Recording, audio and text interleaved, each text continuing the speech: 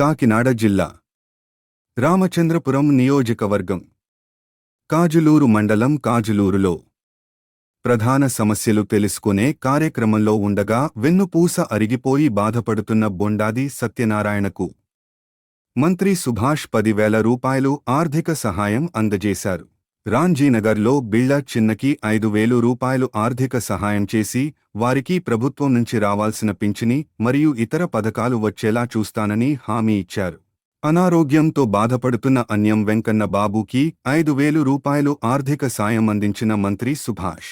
దుబా శేషరావు మరియు కుమార్తె అనారోగ్యంతో బాధపడుతున్నారు అని శేషారావు భార్య దుబా సత్యవతి మంత్రి సుభాష్కి చెప్పగా వారి కుటుంబానికి 15,000 రూపాయలు ఆర్థిక సహాయం అందజేశారు. కాజులూరు మండలంలోని ప్రభుత్వ కళాశాలను సందర్శించి జిల్లా ఫస్ట్ వచ్చిన అక్కడ చదువుకున్న కేతా వేణు అనే యువతీకి సన్మానం చేసి మరియు ప్రభుత్వం నుంచి వచ్చే ఉచిత టెక్స్ట్ బుక్స్ పిల్లలకు పంపిణీ చేసిన మంత్రి సుభాష్ ఈ కార్యక్రమంలో ఉమ్మడి నాయకులు, కార్యకర్తలు, అభిమానులు పాల్గొనడం జరిగింది.